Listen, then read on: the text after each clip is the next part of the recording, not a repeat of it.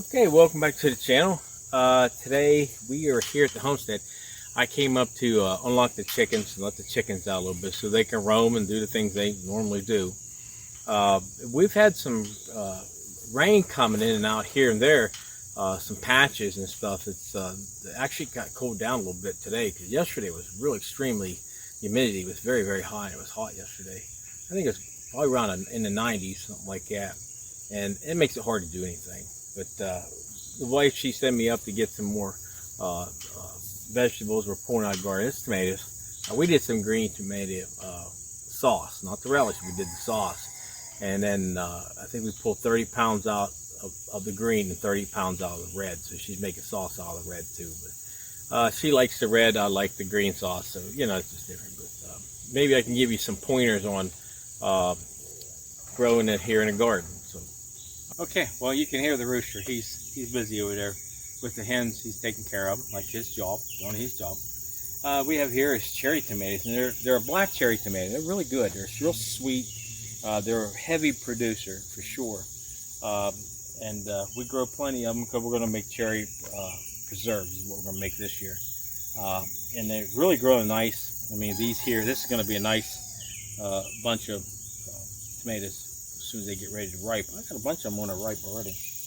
We're a little bit behind this year because I sell plants and stuff, so we're backed up a little bit because the weather was a little off and on there at the beginning. In the garden, I put these posts up.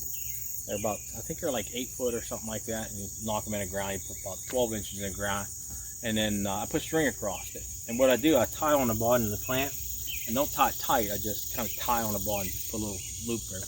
And then I run up to the next string, and then up to the next string, and then every time the plant would grow, I just wrap it around the string, And I do that throughout the garden. The whole garden, all the tomatoes are like that, you know. And it seems a little quicker. I mean, everybody's got their own method how they do it. But I don't put nothing on the ground because I don't believe in that. I believe the material to me would cost too much money, and then by the time you put all that money into it, I could have just went to the farmer's market somewhere and bought it, you know, and saved myself a little bit of time. I know it looks nice, I understand it, and I know there's a lot of videos out there about it, but you know, growing up around a farm like I have, and my dad's always did a lot of planting. Actually, we did so much that I'd have to get up earlier before I went to school and take a row like tomatoes or something and hoe around them before I went to school. That's how much we did growing up. So I just stuck with it over the years. I just kept doing it. That's like the honeybees. I do honeybees too, because my dad did honeybees. But it's a lot of fun, and you know, you might think it's a lot of backbreaking, which it is. But when you eat something you've grown, worked very hard for, it's got a lot better taste to it. Don't get me wrong, you can go in the store and buy one, and you can get something you worked very hard to grow, and you'll find out there's a difference in the taste, and then you'll enjoy it a lot more. We have over here is a Roma tomato, and it's very big, and it's a real meaty tomato, so they're great for making sauce and pasta, not pasta, but sauce and I was going to say the paste. That's what we're going to do. We're going to make paste. And I got plenty of them. That whole row down here is loaded, so it's going to be plenty of tomatoes for that this year. And then, of course, we'll probably give some away anyways, but we normally do. Well, next we have, and these are heavy producers, that's for sure. There's something like a commercial. I would call it commercial tomato because something you would find in a store. You know, they'll get so big, you know, like you have in the store. Right now, they're still pretty young. We did pull some out. I pulled out about 60 pounds of tomatoes, and of course, you can maybe see some of the places that don't have any tomatoes at all. And of course, we went through and picked those already. Really nice tomato. I found out it works very well for me. And then we still use the string method, you know, all throughout the garden. All right, let's go over to the green beans. I'll show you the green beans. Okay, we have the green beans, and I got a netting over them. So put a pesticide on them. We just throw the netting over it, and we keep it. It'll hold up for a couple of years. The netting does. It's not really real expensive, and I understand that, you know, it's another expense, but I do use it more than 1 year. We have 3 different types of beans in here. There's a French bean, there's a Blue Lake bean, and there's a strike bean. Strike bean, let's go to it. It's a heavy producer, like a commercial bean. It'll keep producing. I like the French bean, and my wife likes the other bean, the Blue Lake. And everybody's got their own preference on it.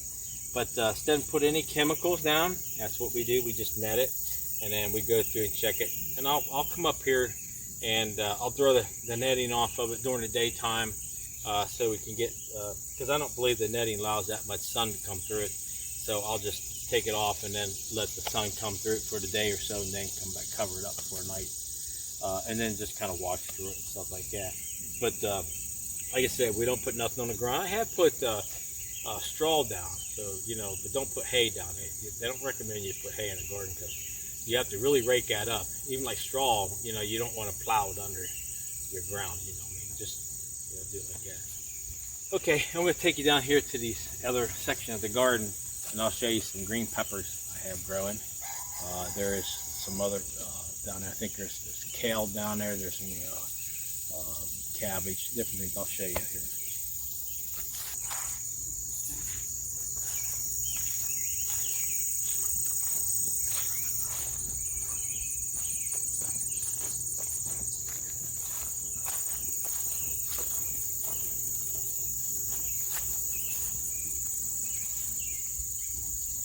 Well, here we are, and these are all my peppers. I have plenty of pepper plants coming out through here. No, we didn't plant too many of them. This is what we normally do, and if I don't have the stock, the peppers or the canning at home, we always make sure that that's what we do. We put in. Okay, what you can see here is down this first row over here. I don't know if you can see it or not. We just got a green pepper, and it's a green that turns red longer it sets on the vine or the plant, and then it gets real sweet.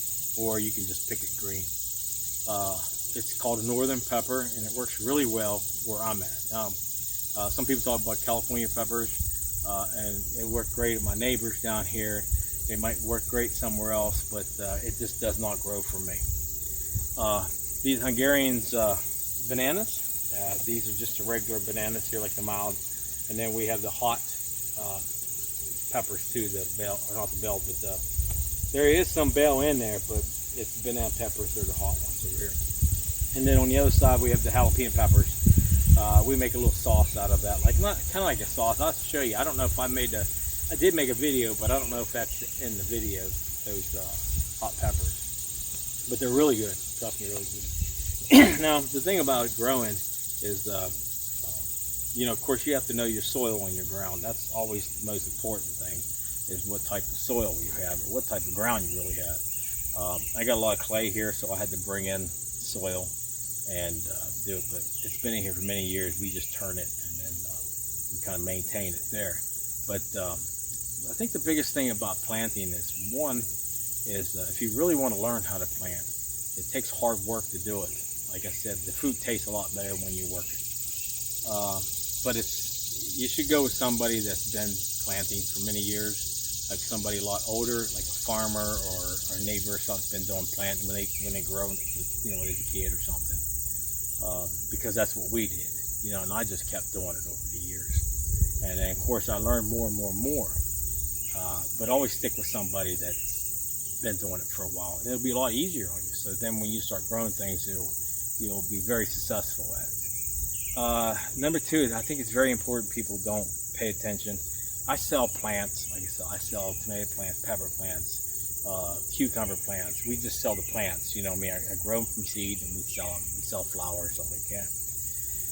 You get a lot of questions to people, what kind of fertilizer, what do you need to feed it, and all stuff like that, And the main thing I try to tell them is, well, you need to test your ground. Make sure your pH is good for what plant you're going to put in. And then another thing is, too, find a plant that will produce. A lot of people just buy the plants that's in these stores, and they think these stores are going, like you buy them at Lowe's or Home Depot or something like that, and they say, well, this plant will grow this plant. That doesn't mean it's going to grow where you're at. It might grow from a neighbor. It might grow down the road. It might not grow at all. I mean, it might not produce. You might get 1 or 2 peppers. You might get, a few things off of it. And it's really not worth your time, because then when you look at it, you get discouraged, and then you say, well, I don't want to do that no more. So find maybe 3 different types. Say if you're going to do peppers, find 3 different types of peppers. And then raise those peppers and find out which one works the best for you, where you're at in your garden or wherever you're going to plant it at, okay?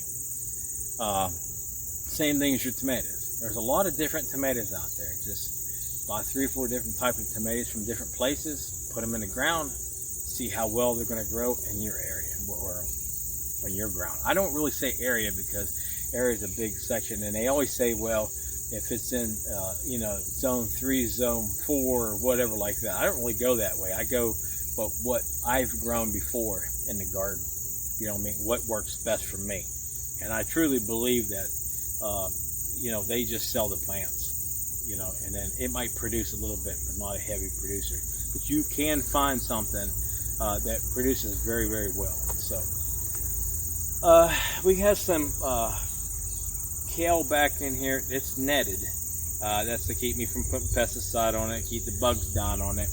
There's some collar back there. There's kale back there. There's broccoli back there. There's cabbage. I got the purple cabbage and the Dutch cabbage growing back there.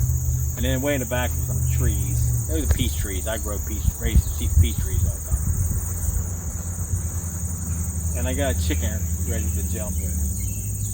She's always so fast. Okay, so if you have any comments or anything, just leave them down below, and I'll get back with you as soon as I can. Please subscribe to the channel if you haven't, and you guys have a great day, and thanks for watching.